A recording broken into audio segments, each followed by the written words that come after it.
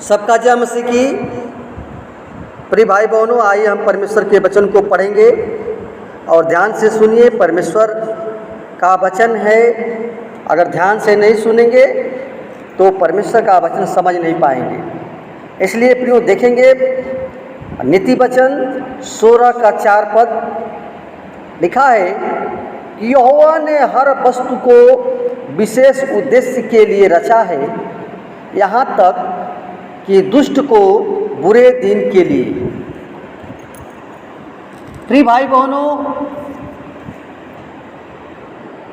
ये परमेश्वर का वचन कहता है कि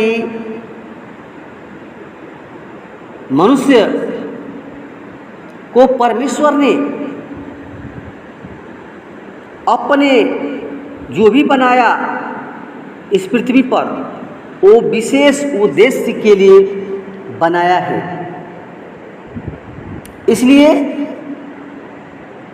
हमें परमेश्वर ने जब बनाया तो हर चीज़ अपने हिसाब से बनाया, और ये बातें जो है प्रभु यीशु मसीह की महिमा के लिए पिता परमेश्वर ने सब कुछ बनाया, यहाँ तक कि विपत्ति, अंधकार और दुष्ट को भी बनाया, और इन सब को बनाने का एक उद्देश्य था।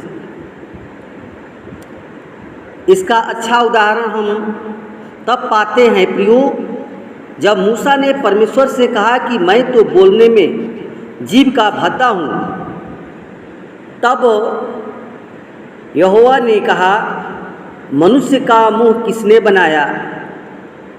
परमेश्वर ने सुख बनाया तो दुख भी बनाया, फूल के साथ कांटे भी बनाए, मृत्यु और जीवन भी उसी ने बनाया, और भला और बुरा भी उसी ने बनाया, बुद्धि और अज्ञानता उसी ने बनाया। प्रियो, परमेश्वर ने मनुष्य को बनाया और उसे भले और बुरे को समझने के लिए एक निर्णय शक्ति यानी विवेक दिया, और यदि भले और बुरे के ज्ञान का वृक्ष नहीं होता तो पाप भी संसार में नहीं आता, और यीशु मसीह भी पापों से छुटकारा देने इस संसार में नहीं आता। और प्रियो, आज उद्धार की योजना और प्रभु यीशु मसीह भी पापों से छुटकारा देने इस संसार में आया, और उद्धार हमारा यीशु मसीह के द्वारा है, जो मसीह ने संसार में आना परमेश्वर की ओर से उत्पत्ति के पहले से ही नियोजित था। इसलिए सृष्टि का प्रत्येक वस्तु बनाने का परमेश्वर का एक ही उद्देश्य था कि यीशु मसीह के द्वारा पिता परमेश्वर की महिमा मिले। प्रियो, जब यीशु मसीह इस संसार में प्रचार कर रहा था तो लोग एक अंधे को यीशु के पास चंगाई के लिए लाए, जो जन्म से अंधा था। तब चेलों ने यीशु से कहा, हे रब्बी, किसने पाप किया, इस मनुष्य ने या इसके पिता ने, कि यह अंधा जन्मा? और यीशु ने उत्तर दिया कि न तो इस मनुष्य ने पाप किया और न ही इसके माता पिता ने, पर यह इसलिए हुआ कि परमेश्वर के कार्य उसमें प्रकट हो। प्रिय भाई बहनों, यूहन्ना 9:3 में ये लिखा है, और इसके साथ लाजर की मृत्यु को भी प्रभु यीशु ने परमेश्वर की महिमा का कारण बताया। उसके द्वारा भी परमेश्वर की महिमा हुई, और इसके लिए वचन में लिखा है, परंतु जब यीशु ने यह सुना तो कहा, यह बीमारी मृत्यु की नहीं परंतु परमेश्वर के पुत्र की महिमा के लिए है, कि इसके द्वारा परमेश्वर के पुत्र की महिमा हो। यूहन्ना 11:4 में लिखा है। इसलिए प्रियो,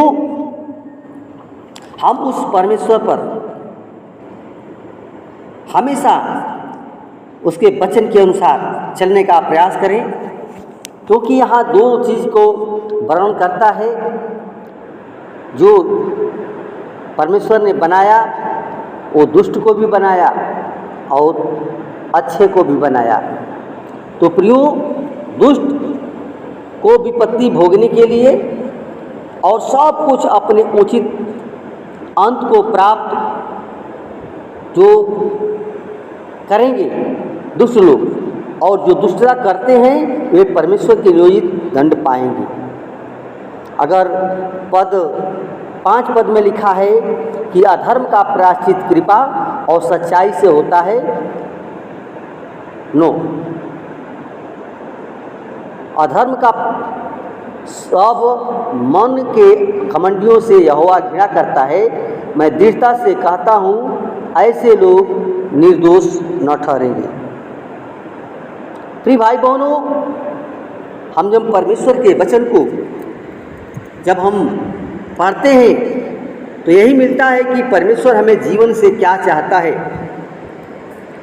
अगर प्रियो हम देखते हैं कि दूसरा इतिहास 34 का वो 24 पद है, लिखा है कि यहोवा यूँ कहता है कि सुन, मैं इस स्थान और इसके निवासियों पर विपत्ति डालकर यहूदा के राजा के सामने जो पुस्तक पढ़ी गई उसमें से जितने साफ लिखे हैं उन सबों को पूरा करूँगा।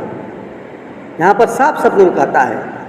अगर हम देखते हैं प्रियो, निर्गमन की पुस्तक 9 का 16 पद में लिखा है कि परंतु सचमुच मैंने इसी कारण तुझे बनाए रखा कि तुझे अपना सामर्थ्य दिखाऊं और अपना नाम सारी पृथ्वी पर प्रसिद्ध करूं। यही परमेश्वर प्रियो चाहता है कि हर मनुष्य परमेश्वर की महिमा करे और उसके जीवन से हमेशा परमेश्वर की महिमा होती रहे। धन्यवाद। वचन के द्वारा परमेश्वर सबको आशीर्वाद करें। आमीन।